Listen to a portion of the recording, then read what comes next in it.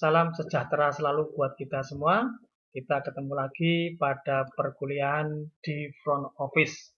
Pada kesempatan ini kita akan membahas yang terkait dengan substansi kasir hotel.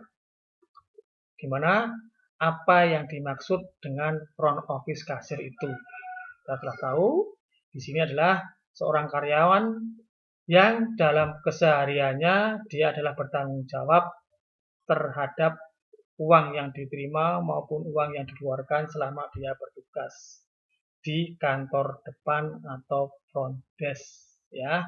Nah, dari definisi di atas dapat dikatakan bahwa seorang front office kasir itu adalah petugas yang bertanggung jawab terhadap penanganan keuangan kantor depan, dari mulai mencatat semua fasilitas yang digunakan oleh tamu sampai pada menerima pembayaran pada saat tamu tersebut meninggalkan hotel atau check out. Jadi, front office kasir merupakan petugas yang bertanggung jawab terhadap sirkulasi keuangan kantor depan terhadap layanan tamu. Nah, selanjutnya persyaratan apa yang harus dikondisikan sebagai seorang front office kasir? Kalau tentu saja ini semuanya hampir semua lini, hampir semua departemen maupun di hospitality industry menerapkan yang terkait modal utama adalah kejujuran. Ya, kejujuran. Selanjutnya adalah ketelitian. Ya, harus teliti. Ya, harus teliti dan juga harus hati-hati.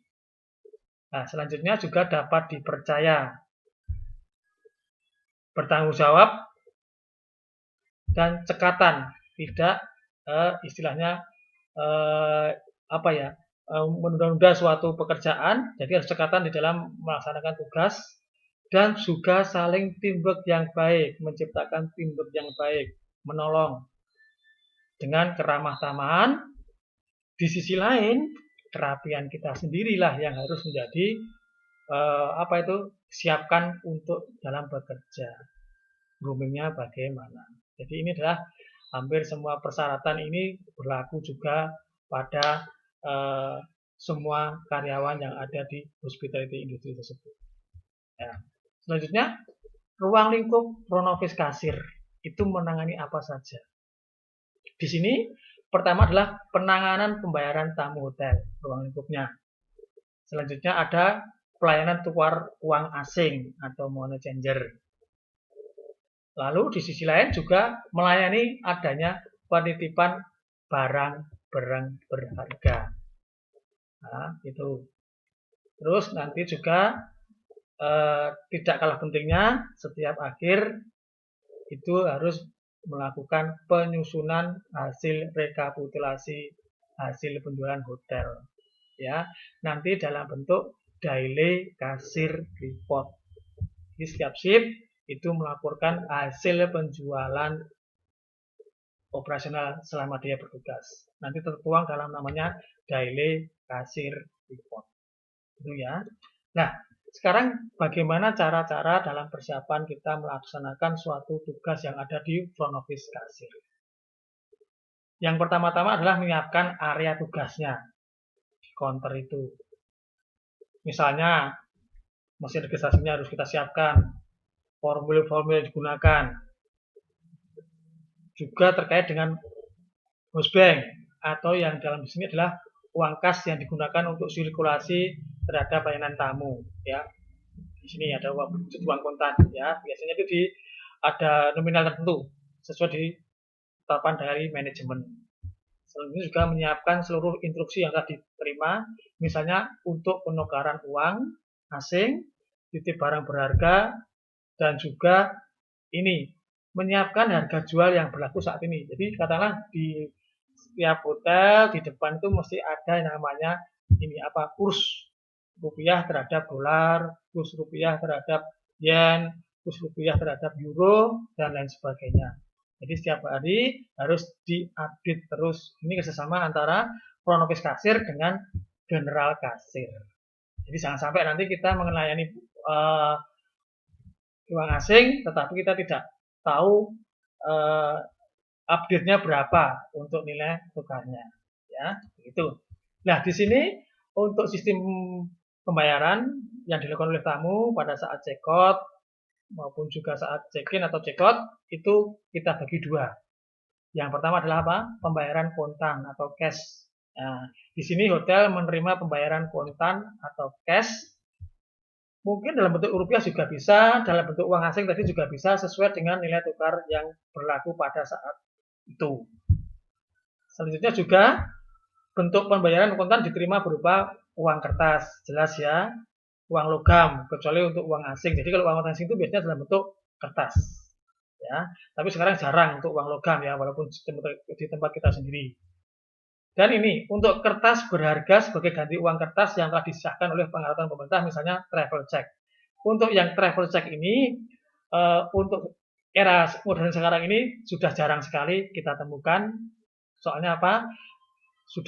Posisi sudah mulai tergeser dengan yang namanya credit card. Kalau memang di era tahun 85, 90 itu masih ada, tetapi setelah adanya era perkembangan, akhirnya sudah mulai ditinggalkan dan itu memang sangat berisiko bila kita tidak benar-benar paham mengenai tamu yang check-in tersebut. Ya. Selanjutnya adalah pembayaran dengan kredit atau bond atau tempo ya, tagihan lah seperti itu. Nah di sini untuk kredit ini sebetulnya ada dua. Yang pertama adalah bentuk kredit card, ya. Kredit card ini biasanya diterima di Indonesia itu kebanyakan dari Amex, ada Visa, ada Master, ada BCA Card, ada Diners Club, dan lain sebagainya. Tuh yang bentuk dalam kartu kredit. Sedangkan yang kedua adalah dalam bentuk GL atau guarantee letter, itu kalau bagi company atau corporate hotel. Dan kalau LS atau list of statement itu biasanya dari government atau pemerintahan. Nah, tanda tangan tamu misalnya untuk tamu yang menginap di hotel atau tamu dari perusahaan tertentu yang telah disetujui oleh pimpinan. Jadi ini semua ya yang terkait dengan guarantee letter dan LS ini harus diketahui juga dari sudah ada kejelasan antara pihak manajemen dengan pihak perusahaan atau pemerintah. Ya, kalau untuk yang kredit card biasanya sudah ada kerjasama antara pihak bank pengeluar mesin kredit makernya dengan pihak hotel. Tuh. Selanjutnya hal-hal yang harus diperhatikan. Nah ini hal-hal yang harus diperhatikan adalah setiap penerimaan pembayaran kredit harus teliti dengan jaminan atas penagihannya. Ya, ada nama, alamat, dan lain sebagainya. Nah, sedangkan untuk keraguan-keraguan atas pembayaran kredit tadi harus dilaporkan segera kepada atasan apakah itu bisa diterima atau tidak. Jadi kalau ada keraguan-keraguan, silakan langsung hubungi dengan pihak pimpinan.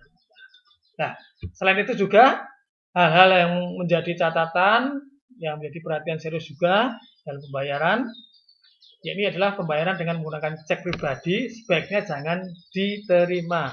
Ya, pembayaran dengan menggunakan cek pribadi sebaiknya jangan diterima, kecuali ada izin dari pimpinan atau yang mewakilinya. Nah, sedangkan yang kedua adalah pembayaran dari cek bank harus terjamin penguangannya dan secara umum hotel hanya menerima pembayaran kredit dari perusahaan atau instansi yang sudah dianggap bonafide dan sudah baik dan lancar dalam penagihannya. Nah, di sini yang ketiga, hotel wajib menyusun daftar perusahaan atau perorangan individu yang dianggap lancar di dalam pembayarannya. Ya, ini yang terkait dengan penggunaan kartu kredit maupun juga guarantee letter. Jadi selain cash, kita harus ada beberapa yang harus dikondisikan persyarat-syaratannya, ya. Ini yang terkait dengan metode pembayarannya. Itu ya, jelas. Nah, sekarang setelah kita dari front office kasir, sekarang kita pindah ke restoran and bar kasir. Nah, ini pada sesi ini kita bahas dua itu ya, antara front office kasir dengan restoran bar kasir. Di mana restoran bar kasir ini adalah salah satu fasilitas dari hotel di mana produk dari restoran adalah makanan yang diolah dari kitchen, ya, dan sedangkan minuman itu diproduksi oleh bar, baik yang alkohol maupun yang soft drink. Nah, dengan adanya bar and restoran, maka kebutuhan tamu akan dapat dilayani dengan mudah. Di sini, peranan akuntansi dalam penjualan produk makanan dan minuman itu adalah pada bagaimana mencatat dan melaporkan hasil penjualan dengan berpedoman pada prinsip-prinsip akuntansi yang benar. Ini dijalankan oleh restoran and bar kasir. Makanya biasanya restoran and bar kasir itu diambil dari ini accounting atau juga diambilkan dari pihak food and beverage service yang notabene-nya sudah mendapat penilaian khusus dari manajemen. Nah, itu. Nah, hal penting yang dilakukan untuk mencegah terjadinya kebocoran itu adalah seperti tadi. Kita harus benar-benar bisa berpedoman pada prinsip-prinsip akuntansi yang benar. Semua proses pencatatannya harus teliti. Ya. Dan nanti sama seperti yang front office kasir, di restoran and bar kasir juga harus melaksanakan dan melakukan yang namanya aktivitas pencatatan dan pelaporan hasil penjualan yang disebut dengan restoran and bar kasir report. Nah, ini tadi adalah istilahnya front office kasir report. Sekarang ini adalah restoran and bar kasir report dan nanti dituangkan sama daily kasir report juga. Ya, seperti itu. Nah, untuk selanjutnya kita akan sedikit membahas mengenai naik audit. Ya, sebetulnya kita tahu yang mana naik audit adalah petugas yang senior. Senior dalam hal apa? Dalam pemahaman mengenai alur sirkulasi yang ada di kantor depan maupun juga yang di guest contact. Jadi dia mengondisikan harus paham betul terkait dengan sirkulasi dan juga pola penghitungan dan pelaporan pendapatan dalam satu kali operasional dalam satu hari. Itu selama 24 jam. Nah, petugas ini adalah petugas yang memeriksa pekerjaan semua kasir operasional dalam satu hari. Selanjutnya dia juga membuat summary revenue pada malam hari. Ya, itu balancing namanya ya, itu end of month-nya dijalankan. Selanjutnya, selain itu juga menyerahkan summary berikut lampiran bill-nya pada keesokan harinya kepada accounting back office sesudah ditandatangani oleh sip kasir. Terpaksa kadang-kadang juga naik audit sekarang ini sudah merangkap menjadi sip kasir juga karena seperti itu. Ya, multitasking yang sekarang diterapkan pada era digitalisasi saat ini. Dan juga dia juga bertanggung jawab pada finance administrasi manager. Ya, jadi sebetulnya untuk yang terkait dengan kasir itu atau naik audit itu sebetulnya untuk struktur organisasinya yang terkait dengan kasir itu di bawah accounting department. Tetapi pada tingkat operasionalnya dia di bawah front office manager atau front office department. Tuh ya.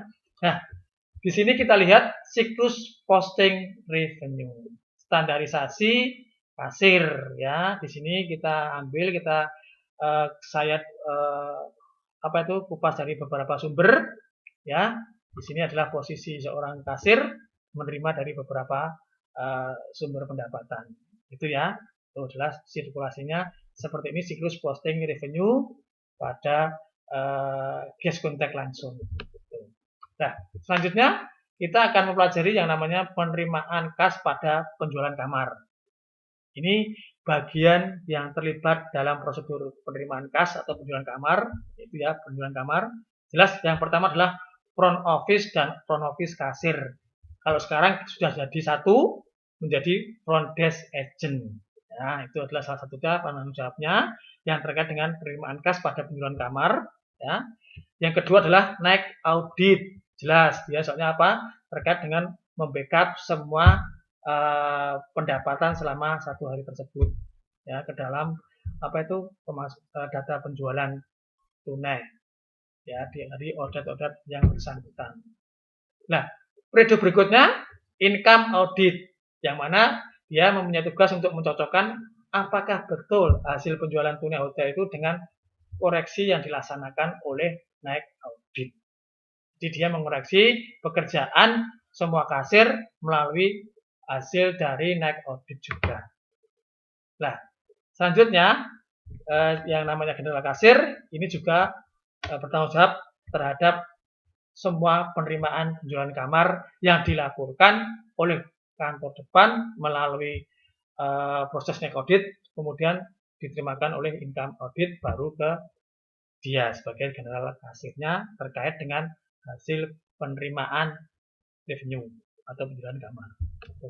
Nah, dokumen-dokumen yang digunakan pada prosedur penerimaan kas atau penjualan kamar itu adalah yang pertama adalah gas bill, ya kita tahu adalah gas bill, lalu adalah room sales rekapitulasi atau room sales recapitulation, selanjutnya remittance of fund.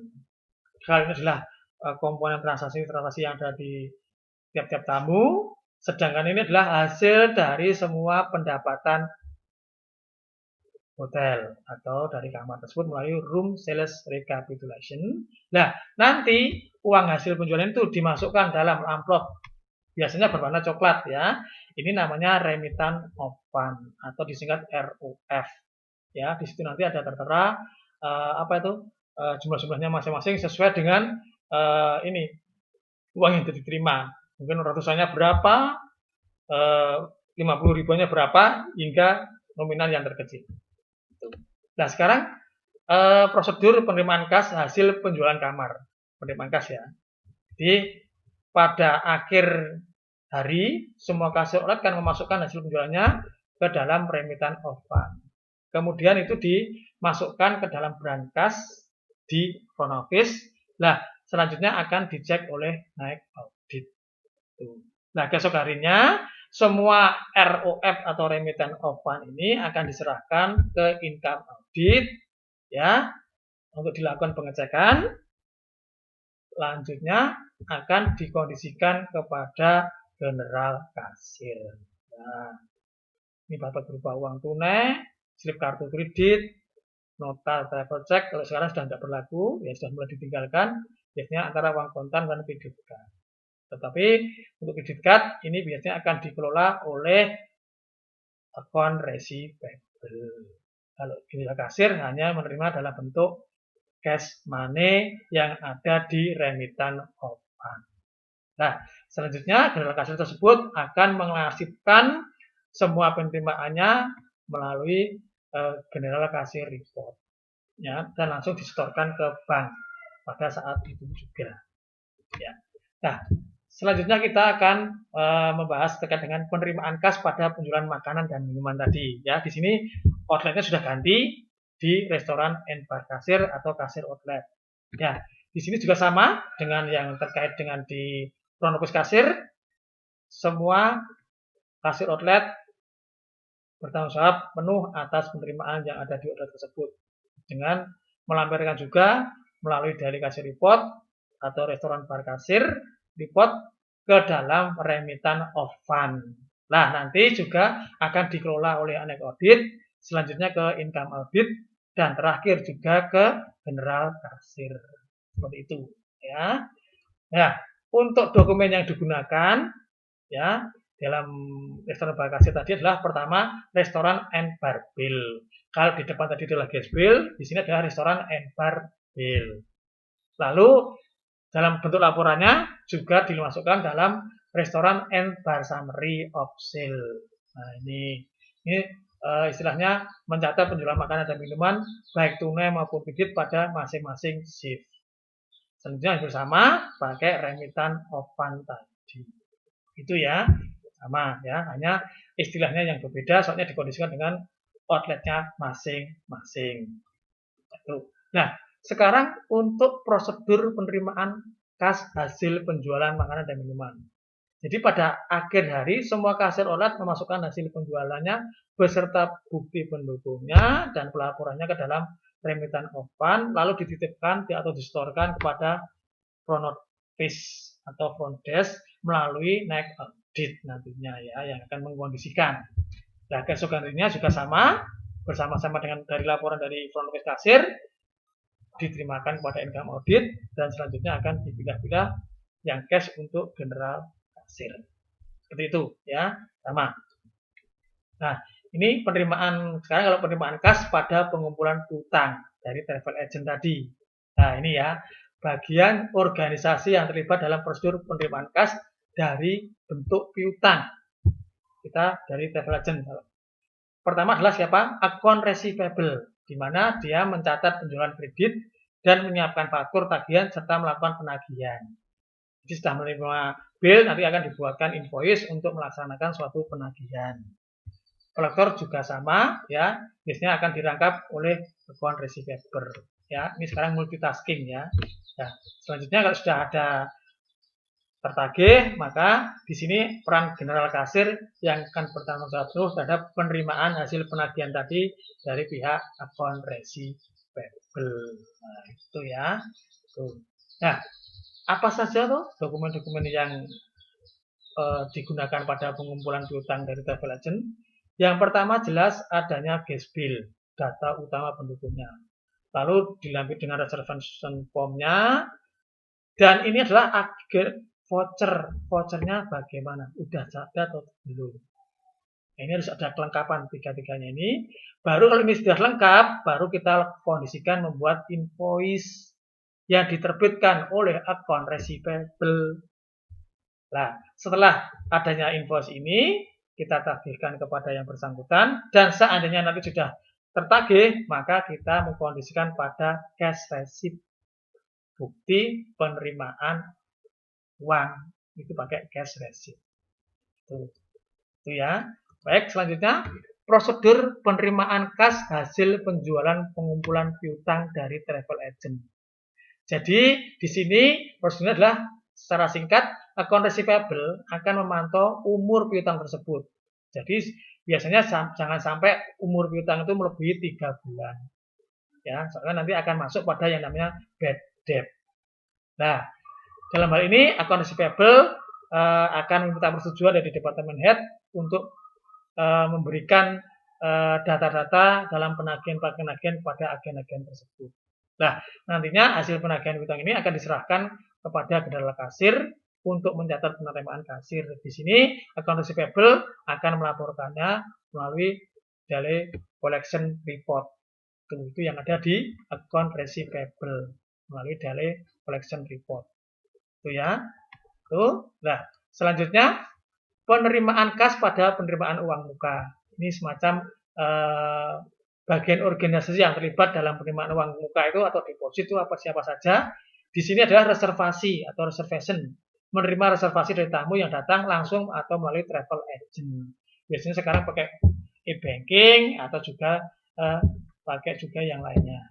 Nah, sedangkan yang kedua adalah front office kasir, bertugas menerima dan melaporkan setiap pembayaran tamu tadi, yang baik langsung maupun dari pihak reservasi. Namun saat ini untuk kondisi reservasi sudah dirangkap oleh front office juga. Jadi front desk agent itu meliputi sebagai reservasi, sebagai reception, sebagai front office kasir juga.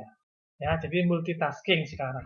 Nah, selanjutnya naik audit bertanggung jawab atas kebenaran dan ketelitian dari data-data dalam penerimaan uang muka tadi dalam satu hari tadi. Selanjutnya, di sini juga peran income audit untuk mencocokkan apakah sama penerimaannya antara laporan kasir dengan hasil dari pekerjaan naik audit yang merekap semuanya tadi. Dan selanjutnya kalau sudah itu baru dilaporkan kepada general kasir. Nah, sini dokumen yang digunakan pada prosedur penerimaan kas atau uang muka adalah jelas namanya pertama adalah cash receipt atau ada juga yang menggunakan namanya istilahnya official receipt, sama ya, sama-sama fungsinya sama untuk menerima uang muka atau sebagai deposit atau akan deposit. Lalu dilengkapi dengan bukti reservation form. Itu ya. Nah, di sini untuk prosedur penerimaan kas pada penerimaan uang muka tadi ya, ini sudah suatu agen akan membayar uang muka untuk tamu-tamunya pada saat reservasi, bisa langsung, bisa melalui yang namanya ini apa untuk transfer. Sekarang kan transfer ya, bahkan sekarang ada e-banking, ada e-money juga. Nah, Kalau untuk terkait dengan pembayaran pakai cash, itu biasanya agen tersebut akan menerima bukti pembayaran melalui namanya cash receipt yang asli, ya. Dan nantinya akan dipakai untuk memperhitungkan kekurangan pembayaran setelah tamu dari agen tersebut menggunakan fasilitas hotel yang lainnya. Sama ini pada keesokan harinya semuanya harus bermuara pada general kasir. Nah, itu jadi ini yang bertanggung jawab terhadap keuangan dari hasil penjualan dalam satu kali periode. Nah, laporan yang dihasilkan adalah general kasir summary yang merupakan apa? Laporan yang dibuat oleh general kasir pada akhir periode yang berisi semua penerimaan kas. Nah, ini. Jadi semuanya muaranya kita pada yang namanya general kasir. Makanya kan disebut kasir umum. Nah, itu. Demikian perkuliahan singkat pada kali ini. Mudah-mudahan pemahaman kita mengenai kasir akan lebih banyak lagi. Terima kasih atas semuanya, atas perhatiannya, dan tetap semangat untuk selalu berkarya. Terima kasih.